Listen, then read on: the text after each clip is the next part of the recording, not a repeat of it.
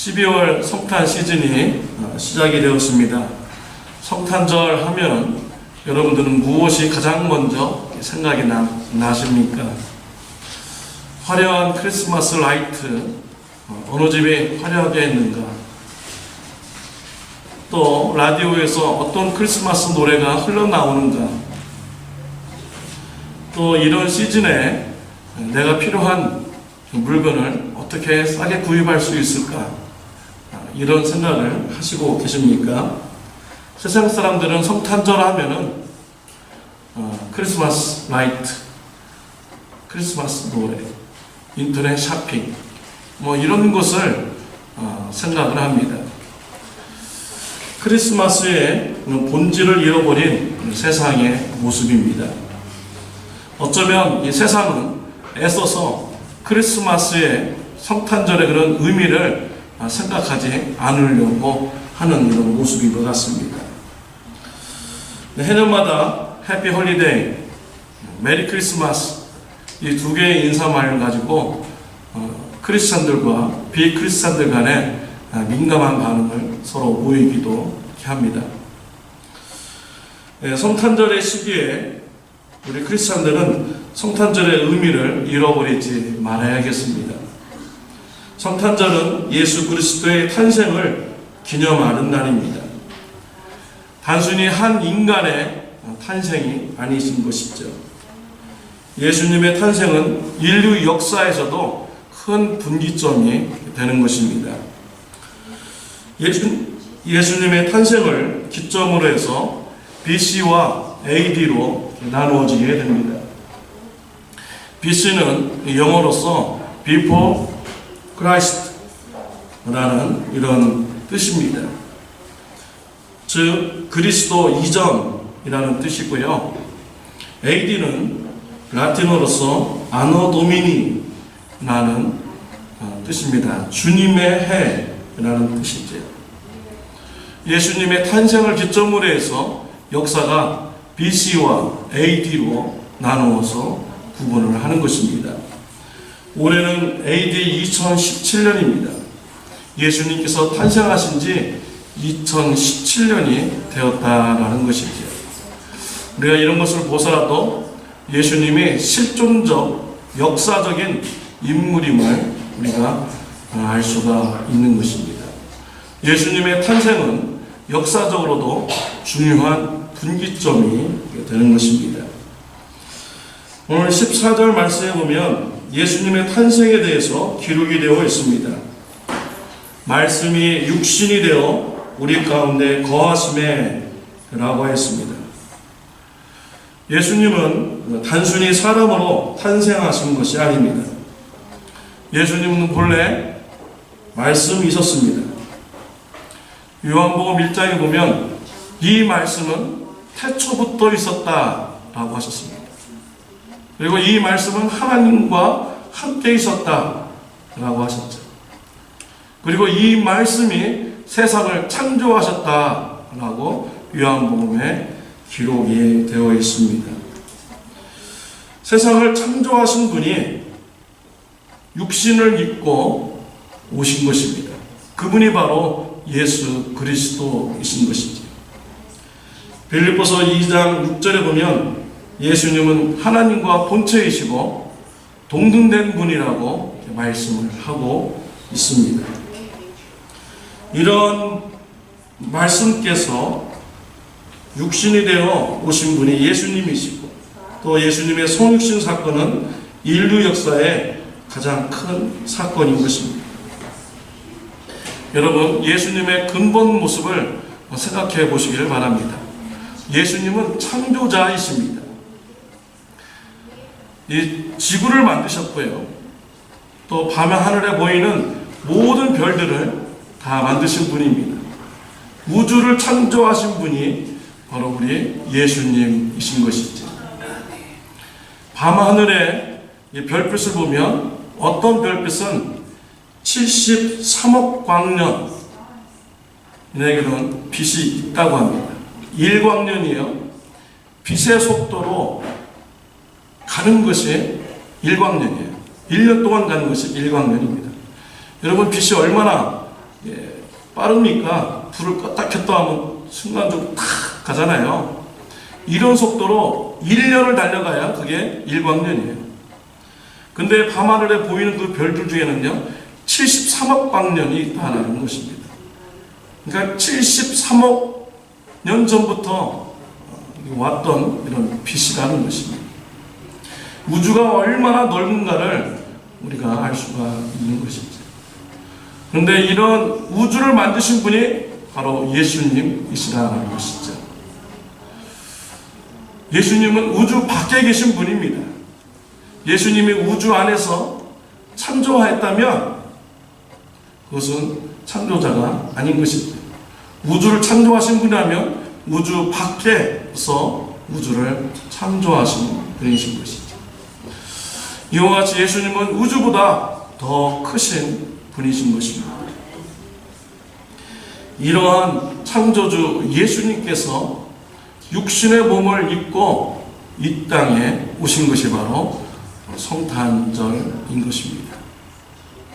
예수님께서 육신을 입고 이 땅에 오셨을 때 우리 인간처럼 시간적 제약과 공간적 제약을 받는 이런 삶을 살게 되신 것입니다. 또한 우리 인간이 당하는 모든 시험과 고통을 다 당하시게 된 것이죠. 예수님께서 공생애를 시작하시기 전에 40일 동안 금식 기도하셨습니다. 사탄이 와서 예수님을 시험하잖아요. 우리 인간이 당하는 그런 시험을 예수님께 행한 것입니다.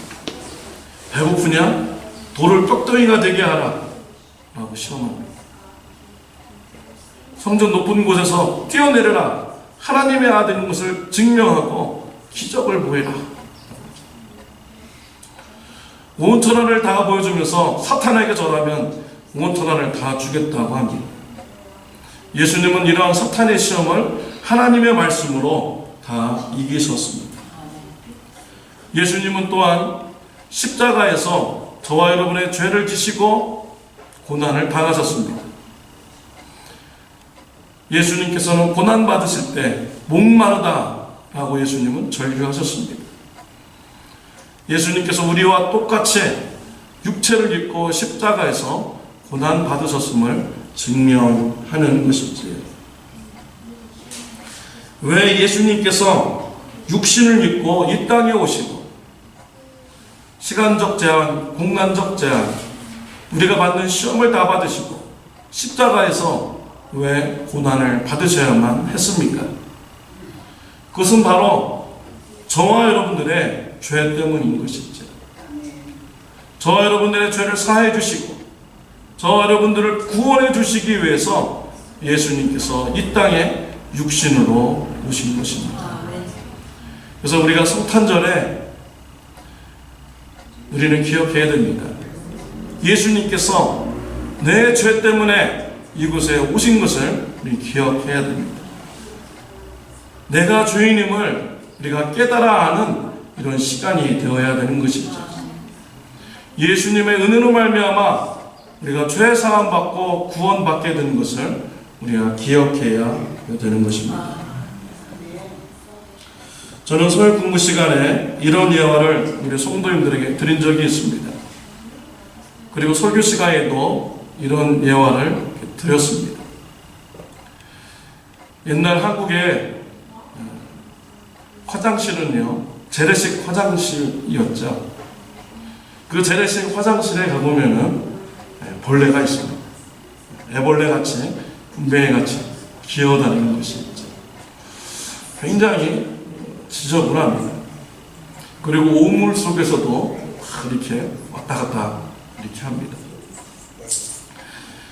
근데 여러분들 중에 혹시 그런 애벌레, 그런 분뱅이를, 그런 벌레를 보면서 정말 불쌍한 존재구나 이렇게 생각하시는 분들이 있습니까?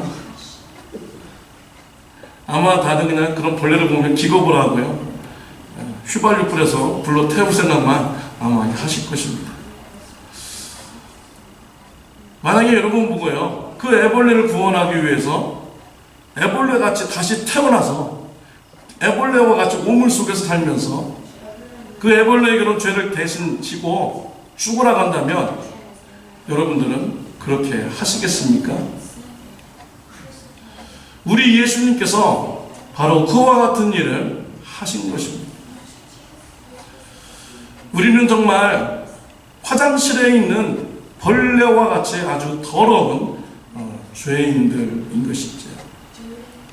우리 하나님은 의로우신 분이고 거룩하신 분입니다.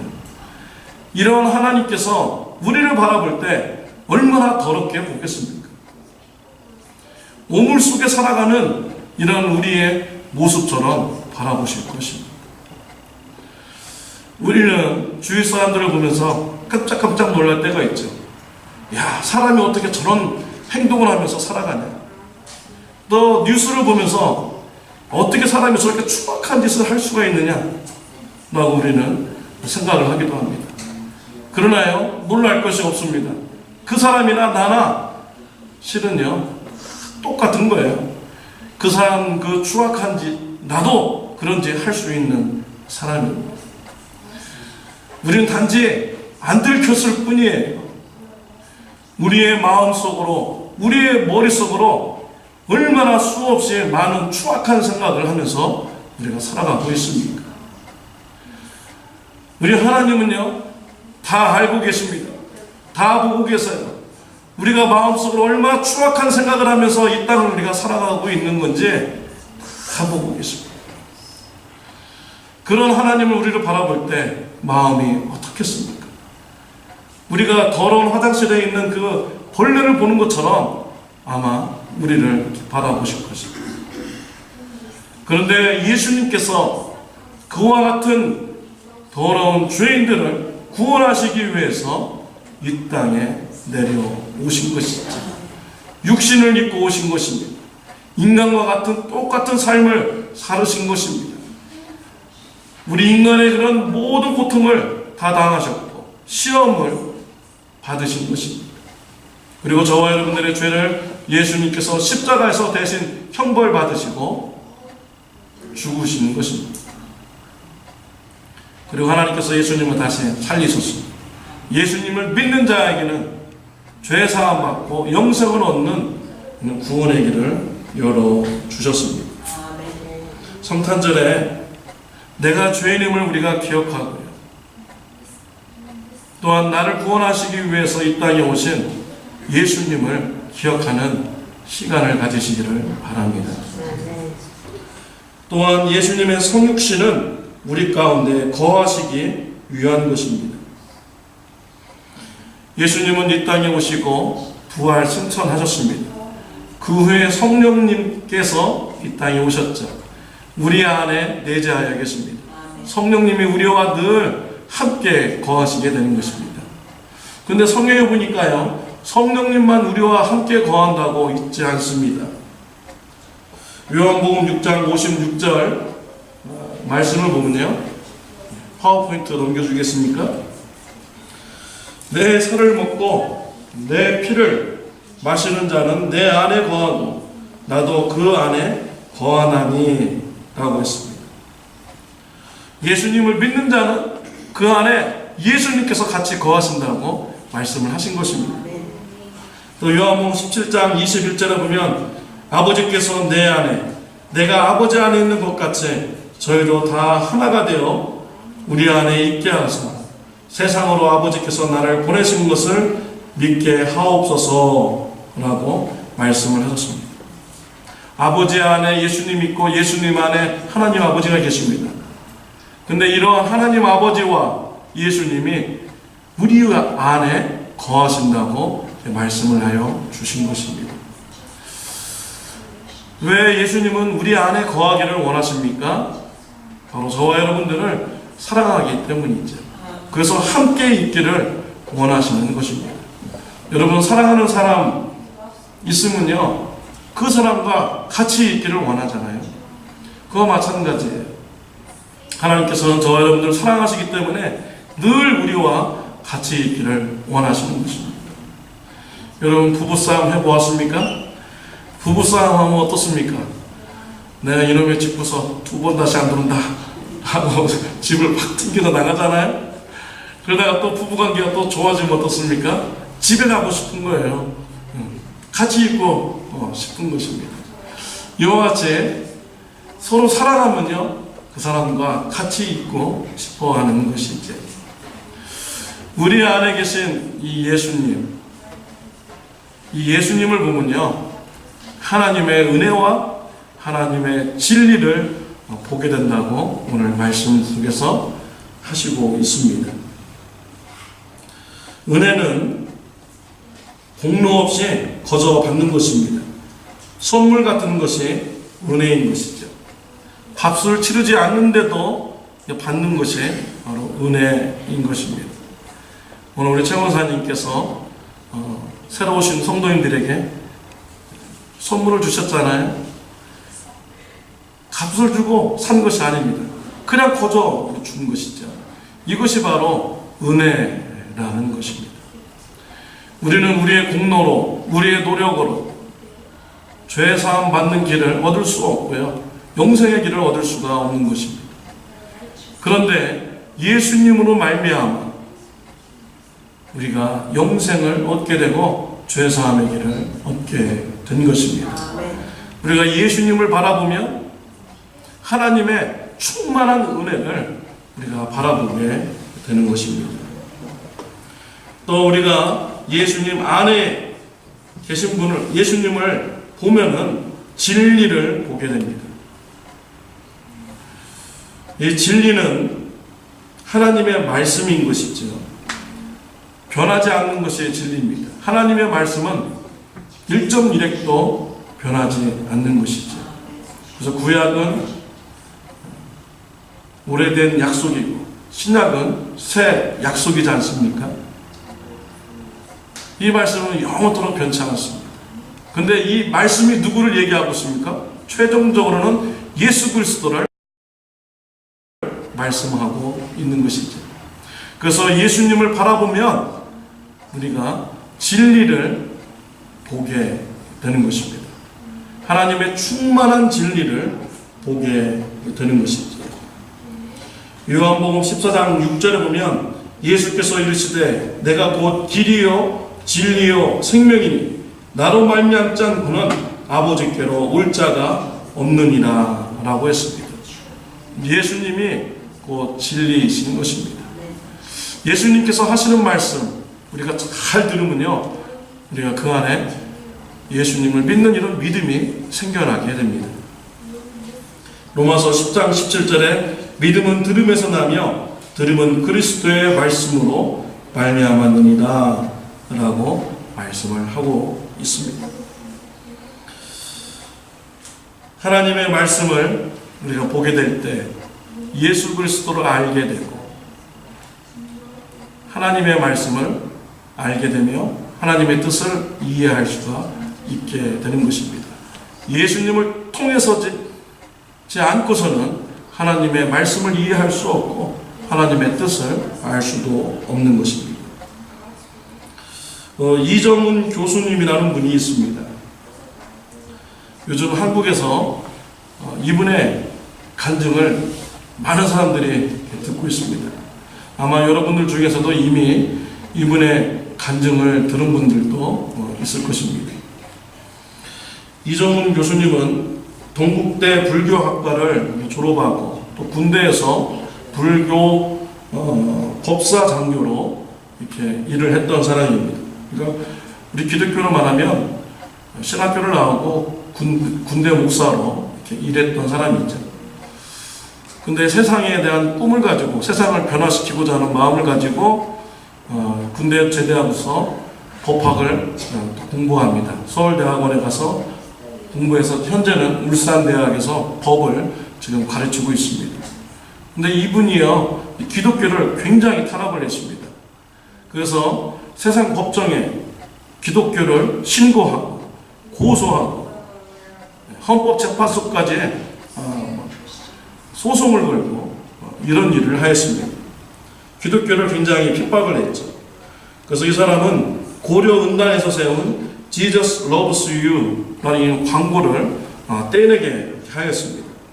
그리고 국립학교에서 종교활동, 기독교 서클 활동, 예배드리는 것, 이런 것을 다 중단시켰습니다. 그리고 공무원의 종교적 중립을 강화시켰어요. 그리고 교회 내에 투표소를 설치를 했었는데 이 사람이 그것을 하지 못하도록 이렇게 만들었습니다. 기독교를 굉장히 핍박을 했던 사람이었죠. 근데 이 사람은 기독교를 핍박하기 위해서 기독교를 연구하는 사람이었습니다. 그래서 바르트라는 이런 신학자들, 이런 사람들의 책을 많이 읽고요. 또 기독교 방송을 또 열심히 들었다고 합니다. 그래서 말씀을 들으면서 기독교를 알고 기독교를 조롱하면서 이렇게 연구를 했던 사람이죠. 말씀을 기독교 방송을 통해서 열심히 듣는데 어느 날 그 방송에서 어느 한 성도님이 나는 죄인입니다 라는 이런 말씀이 나오더래요. 그래서 속으로 웃기고 있네 라고 하면서 그 말을 딱 하려고 하는데 혀가 굳어져 버려요. 그리고 갑자기 머리끝부터 발끝까지 강력한 전기가 막 흐르고요. 그 자리에서 고꾸라지게 된 것입니다. 그러면서 자신이 지었던 이런 죄가 한순간에 싹 지나가면서 이것이 바로 지금 내 죄 때문에 하나님으로부터 지금 심판을 받는구나. 내가 그렇게 말씀을 통해서 들었던 것. 그것이 지금 나에게 지금 임하는구나. 라는 것을 알게 됩니다. 그리고 이 사건을 통해서 하나님을 만나게 되고 예수님을 영접하게 이렇게 되었습니다. 그리고 현재에는요, 기독교 반대 세력을 오히려 공격하고 기독교를 변호하는 그런 일을 현재 하고 있습니다. 사람들은 이 교수님을 현대판 바울이라고 이렇게 말을 하고 있습니다. 이분이 어떻게 예수님을 영접했습니까? 하나님의 말씀을 열심히 들었더니 그 듣는 중에 하나님께서 역사하셔서 말씀이 역사하셔서 진리 되신 예수님을 알게 되는 이런 역사가 일어나게 된 것입니다. 사랑하는 성도 여러분, 예수님은 우리와 함께 거하시고자 이 땅에 육신을 입고 오셨습니다. 예수님을 통해서 하나님의 은혜와 진리가 충만한 것을 보게 됩니다. 예수님의 성육신은 우리의 죄 때문에 이루어진 것입니다. 우리를 죄에서 사해 주시기 위해서 성육신 하신 것입니다. 사랑하는 성도 여러분, 성탄 시즌에 여러분들은 무엇을 생각하십니까? 인터넷 쇼핑, 크리스마스 라이트, 크리스마스 노래, 세상 사람들이 추구하는 것이죠. 성탄절에 말씀이 육신을 입고 오신 예수님을 기억하고 바로 내가 죄인이며 나를 살리시기 위해서 오신 예수님을 기억하는 귀한 시간을 가지시기를 바랍니다. 기도하시겠습니다. 하나님 아버지 감사합니다. 우리가 무엇이건대 우리 죄를 사해 주시기 위해서 말씀 되신 예수님께서 이 땅에 성육신하여 주셨습니까? 십자가에서 고난받아 주셨습니까? 하나님 아버지 감사합니다. 성탄절을 맞이하여 우리가 죄인임을 우리가 알고 고백하는 시간 갖게 하여 주옵시며 나의 죄를 사해 주시기 위해서 오신 예수님을 기억하는 시간 갖게 하여 주옵소서. 예수님의 이름으로 기도드렸습니다. 다 같이 일어나서서 찬송 드리겠습니다.